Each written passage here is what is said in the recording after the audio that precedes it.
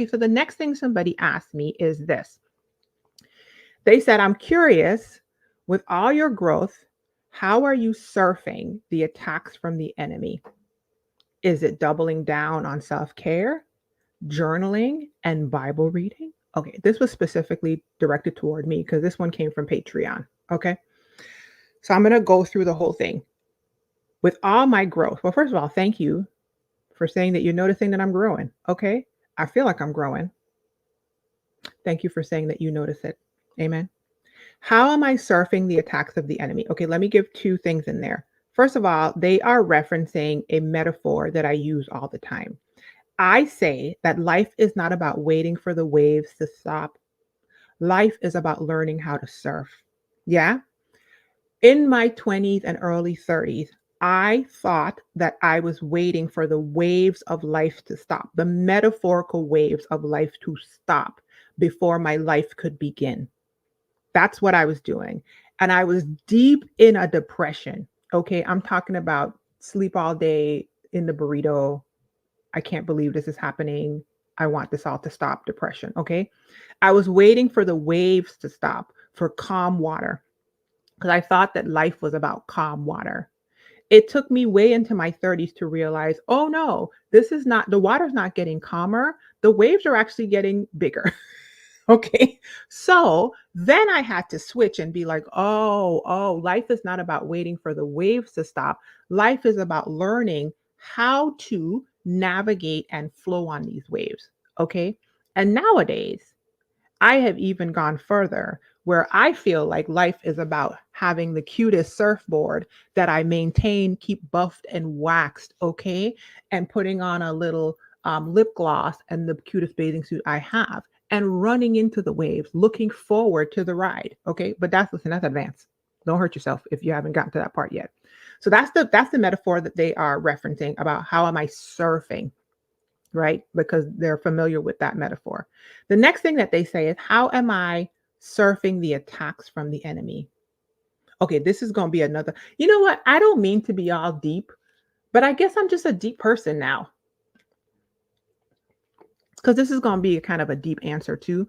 But I'm going to say it because it's going to help somebody, okay?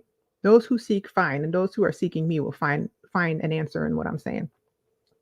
Um, the first thought I had was, is it an attack from the enemy? So the first way that I surf the attacks is I ask myself, is this an attack from an enemy? Because, okay, let me just say it how I'm feeling it because I'm like trying to think, but if I perceive it to be an attack from an external enemy, that puts the power for me to affect change in that place into an external place. And I understand where we get it from. It's church talk, and church talk often puts the attack externally to an external enemy that's like coming against us, and we are in this persecutory war or whatever. However, I also, in reading my Bible, believe that I am created in the image of a creator. And that creator has put all of his creative power divinely on the inside of me.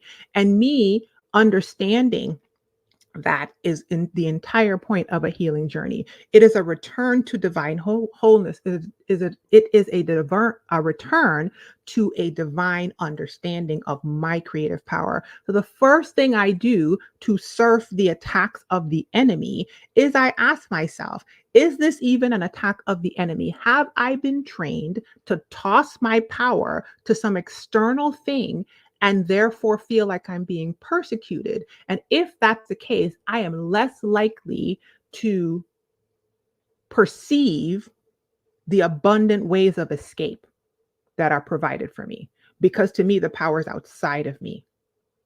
Hopefully that came out. Okay. That's the first thing that comes out. That's the first thing I think of. Am I being attacked?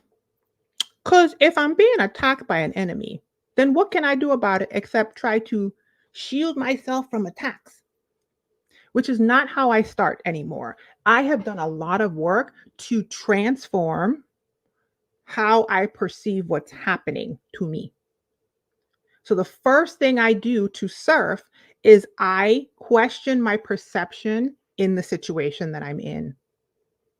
And most of the times when I do that, I realize that I have something different I can do to affect change. I take the power from an external question and I bring it back here, and not necessarily like in a blame or a fault way, because like I said, there's a difference, and I know that there's a possibility of imploding on oneself. I'm not saying that. I'm saying I don't, the first thing I do is reprocess it through the lens of maybe I'm not being attacked, maybe it's not an external enemy. And if I do that, I'm more likely to look for opportunities to create a different outcome, right? This kind of goes under the same thing I was saying earlier about my thoughts become my feelings, become my actions, right? The spiritual becomes the soul, becomes the physical. If in my spirit I think I'm being attacked by an enemy, my mind is going to tell me I need the solution to that is to uh I don't know. What do you do when you're being attacked? Defend. That's the word. My mind is going to tell me, the spirit telling me I'm being attacked, the mind telling me I got to defend. And now my actions are defensive actions. Yeah. And I don't start there. I'm not saying you can't be attacked by an enemy. I'm saying, is everything an attack? I didn't say you were saying this, but I'm just like, just for the people listening, is it really an attack by an enemy? That's the first thing. So I question whether it's an attack by the enemy first. And if I realize, no, it's not an attack by an enemy, it's a result of somebody else's poor choices. It's a result of my lack of boundaries. It's a result of my inability to express or discern my boundaries and express or enforce them. It's a result of me putting myself in negative situations over and over and expecting a different result from this person. It's a result of me putting myself around negative people who are unhealed and not trying to heal and expecting them to behave like healed people. It's a result of me staying in a job that I know is sucking the living daylights out of me. And I ask myself that first, right? And then, like, through that filter, I have a different experience of the thing. So that's the first thing. Okay. Um, a lot of it is more about changing how I perceive what's going on. I put up a video on TikTok recently about, I think it was a clip from a recent video I did about depression and things that I do to manage my depression diagnosis. Yeah. And I got into an interesting conversation in the comments and yada, yada, yada, and whatever. And I want to say this: there are two types of people that I have encountered in the world. One is what Andrew Huberman calls generators, right? What I call creators, what other groups call growth mindset, right? And the other is projectors, victim, fixed mindset. Yeah. The generator, creator, growth mindset people look at life through the lens of I can generate something different. I have creative power to change the outcomes, or not change, influence strongly the outcomes. I am never stuck. I have options, right? If you're a Christian, when the Bible tells you he makes a way of escape, you looking for the ways of escape because he made them, right? You have a growth mindset. You have the capacity to think through what's happening and come up with different perceptions even. And those perceptions change how you feel about what's going on. And those feelings generate different choices and actions on your part. And on this side, there are the people who are projectors, and then life is happening to them. And like life is just happening to them. They are not happening to life. Life is happening to them. And they tend to, the lens through which they experience life is through like a victim's mindset. And I'm not judging because I had this. Okay. I had a depression diagnosis. I tried on this side and this side didn't work. So I went over here. But, life is happening to them. This happened to them. They don't have any recourse. They're stuck.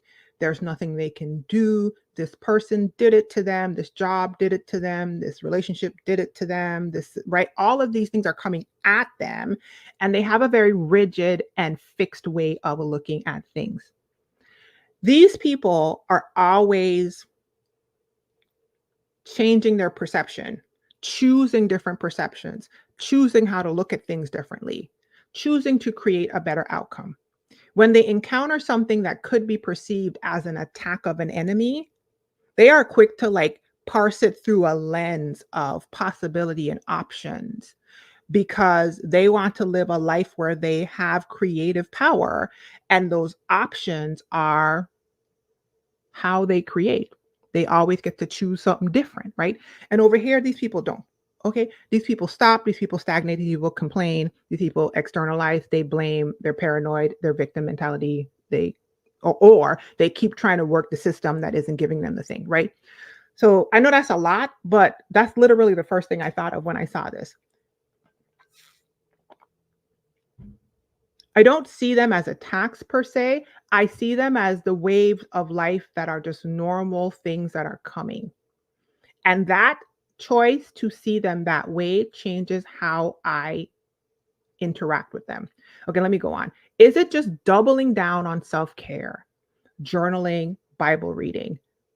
No.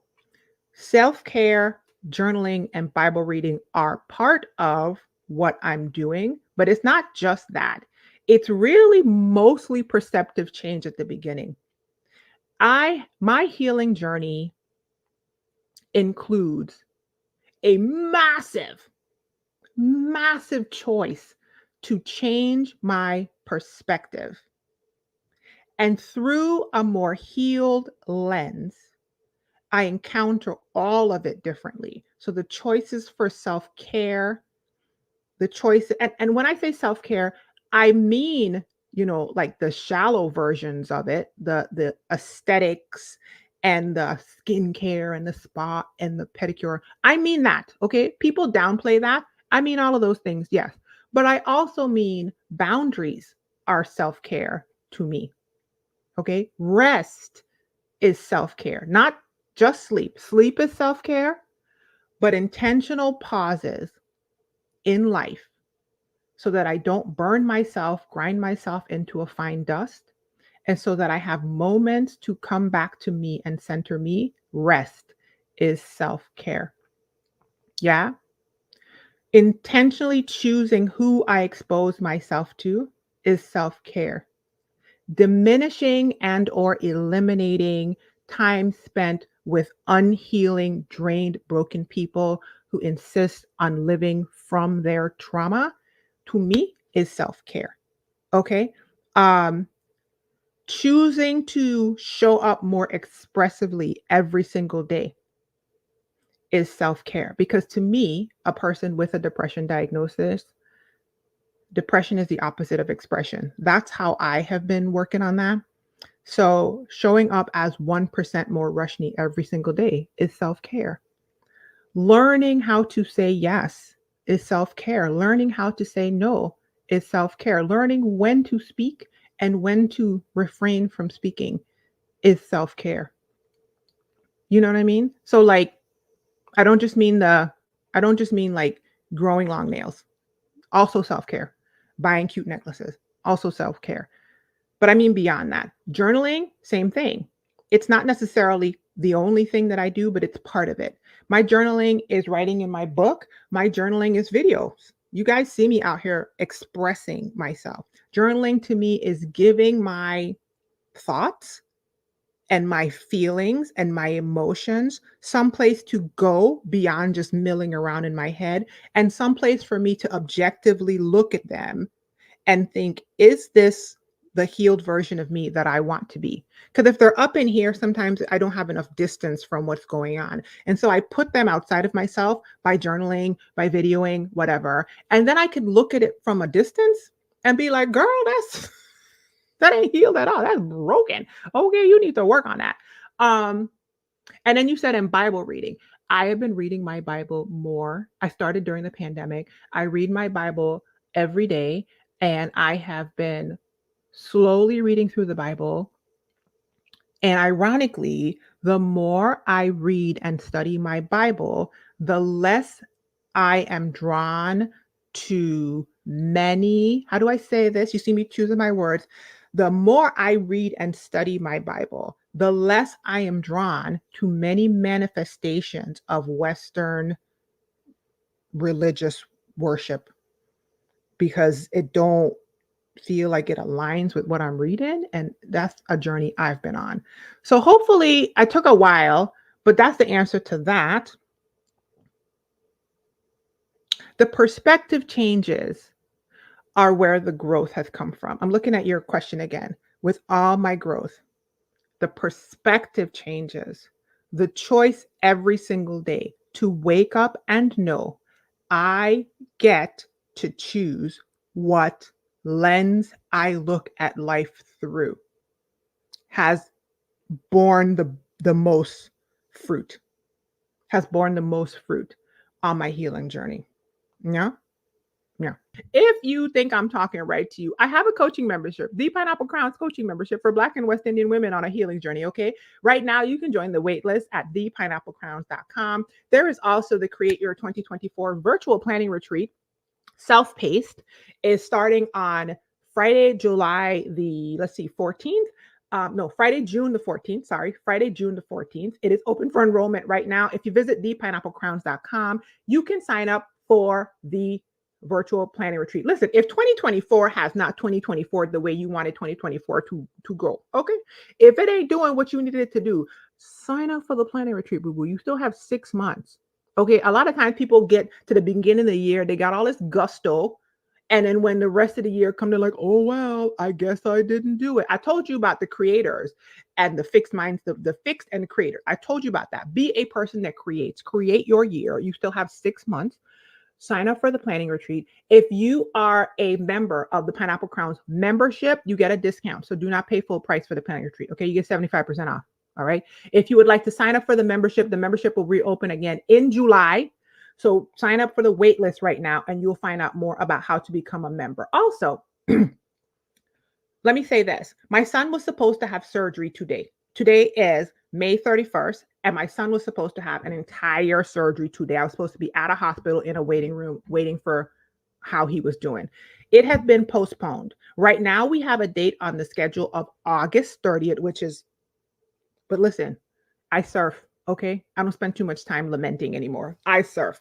So I've also told those people that if they have an earlier date to move us up, which means stuff is just really kind of like this right now. So, as a mom of a son with special needs, I am very transparent about letting anyone that works with me know that I am doing everything I can to make sure that your experience as a client of mine and a coaching client of mine is as seamless as possible. However, there's a little bit of flux going on back here. Right now, nothing has changed. However, if something is going to change for you guys, I will let you guys know. If I sound like what I'm talking about is right to you, thepineapplecrowns.com, come and join me. There are links to other things that are wonderful gifts for you in the information box. Check them out. Amen. This was a great conversation. Thank you so much. Yes, Cece. Thank you so much for participating. I will see you guys next week. Probably. Let me see. I'm still a little discombobulated because I was totally like ready to be off and in the hospital for a week, but now I'm at home. So I'm confused. But yeah, I'll see you guys next week. Be well, be encouraged. Okay. Keep healing, you guys. Here's your pineapple. Bye, y'all.